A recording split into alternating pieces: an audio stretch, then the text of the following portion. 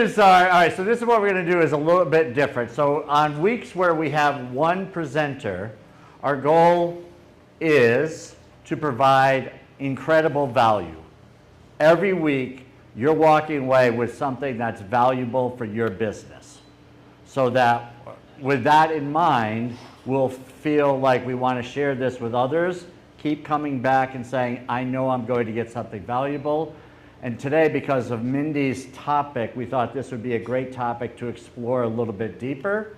And so as we go forward, we'll be looking for people that can provide some additional value for the group.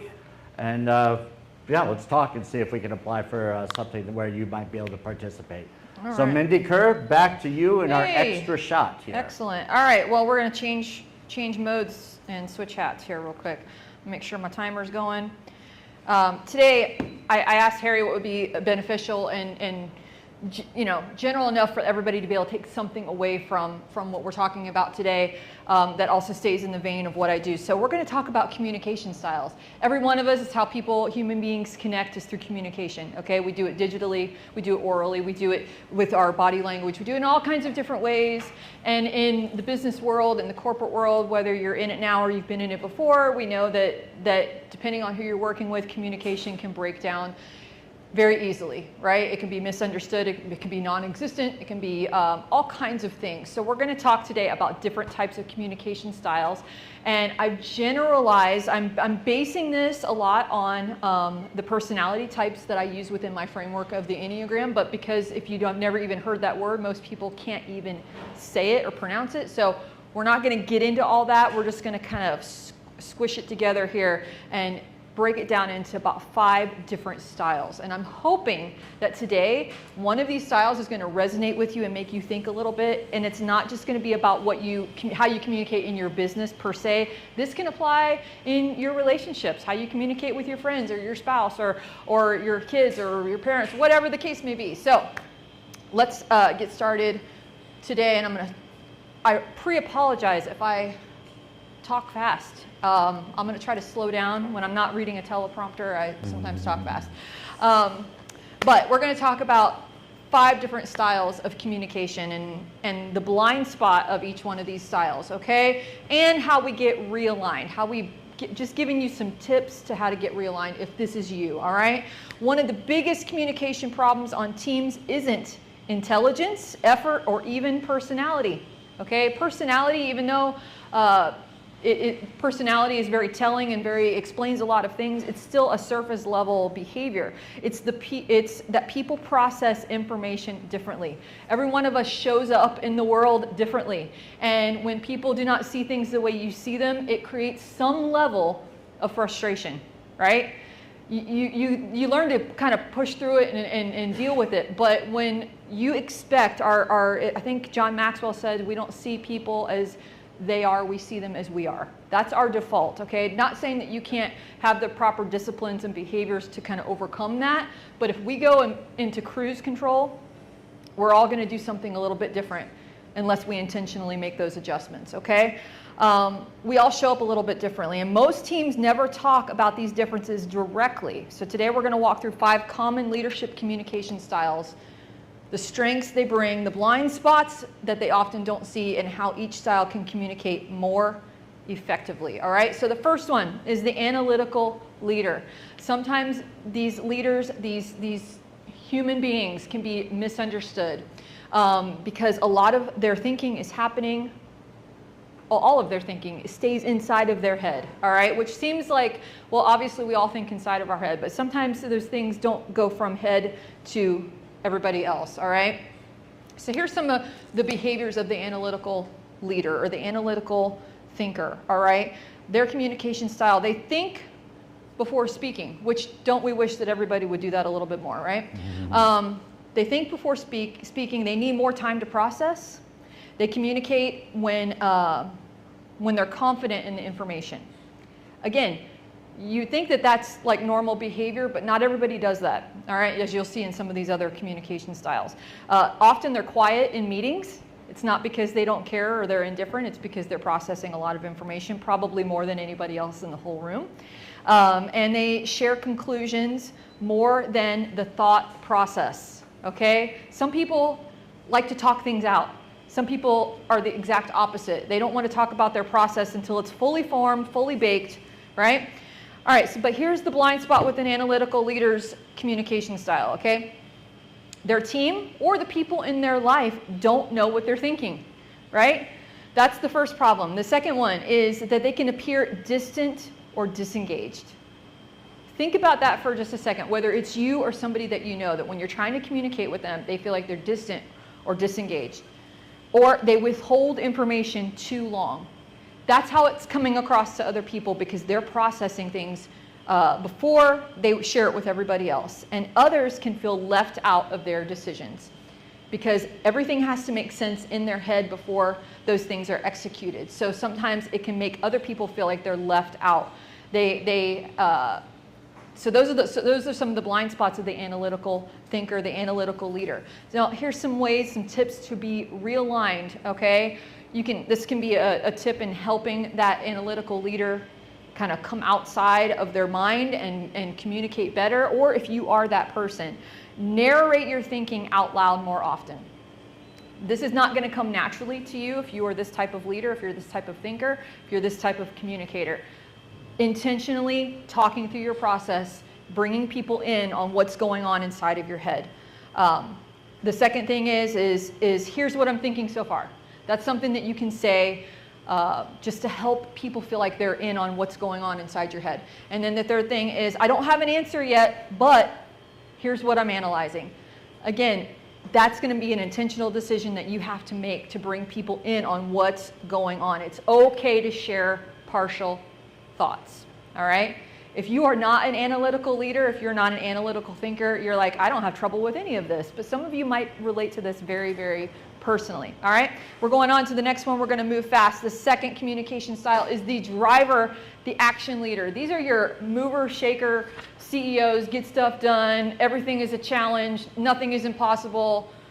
Tell me I can't do something and I'm going to show you that I can, right? This is the communication style of this leader, okay? They make fast decisions. They have direct communication. They focus on results and movement. They're impatient in long discussions. Do you know somebody that you have a meeting with them and they're looking at their watch the entire time because they want to move this thing along, right? They want clarity and they want action. Their blind spot, however, can be that they shut down discussions too early. Have you ever been in a meeting with a leader like this and they're like, can we just move this thing along, get to the point, get to the bottom line so we can get on with things? And then a bunch of things get neglected or unspoken. Very frustrating to a team. The team can feel unheard. Another blind spot is they move faster than the team can process. They're moving so quick and they're so intense that the rest of the team is feeling left in the dust. And then they can unintentionally intimidate quiet team members. So you got your analytical person over here that's like, whoa, whoa, whoa, whoa, whoa. There's like so much going on and so many things that are out of order here. And the leader here is like, we're doing it, let's go. Can create incredible frustration with people. I've been there, guys. The realignment for the driver or the action leader is to slow the room down intentionally. Every one of these things, if this is you, these realignment aspects are going to have to be done with intention. They're not just going to happen magically. I wish they would. There's no secret formula for that. You're going to have to make those decisions. You have to ask the question. Hey, how about I move on to the next slide? You have to ask the question, what am I missing? And let people tell you what you're missing. And that is hard for an action-driven leader to say, what am I missing here? What details did I skip over? What am I not thinking about? Your team will appreciate that. If you have a team, your friends, your spouse, your coworkers, whoever it is, they will appreciate that. Who hasn't spoken yet? That's another question to ask. Who has not weighed in? So that person that's sitting in the back that's always quiet, that's your opportunity to slow down and say, hey, what do you think about this? What are your thoughts? That requires some intentional slowing down. Is there a risk we're not seeing? If you have people in your life that are those analytical detail people, they have something to say about that, and you've got to give them the space to say it, all right? Moving on here real fast. The third one, the supportive harmony leader, All right, these are the leaders, and I apologize, I don't remember your name that spoke in the back there. You right there. Sometimes this is the leader that I'm talking about. The person that gives, the person that wants to see the best in people, that wants to support everybody and everything that they're doing. Incredible, admirable quality. Their behavior focuses on people and relationships. You would think that everybody focuses on people and relationships. They don't. It's not the default of everyone, but they can also soften their communication so that they don't hurt somebody or offend somebody or push somebody too hard. But they can also avoid conflict. They want everyone to feel comfortable, and they mediate tension, which are all amazingly wonderful things. However, this is where we go into the blind spot part. Oh, thank you. You're awesome back there, Glenn. They can avoid hard conversations, right? They don't address problems early because their optimism says this is all going to work out. Just give them a little bit more time. It's going to be okay. So they don't address problems early. They can create confusion because expectations aren't clearly stated, because communication is softened, right? And then another blind spot is that they prioritize harmony over clarity. If you're trying to make everybody happy all the time, things are going to get muddy really fast. So here's the realignment for this type of leader. You got to remember that being clear is kind. People need expectations. They need to know what's expected of them, and that is kindness. That is not clarity is kindness. Say things earlier. When you start seeing things veer off, when things are going off the rails, don't wait and be so optimistic that you hope it's all going to work out. Say something earlier.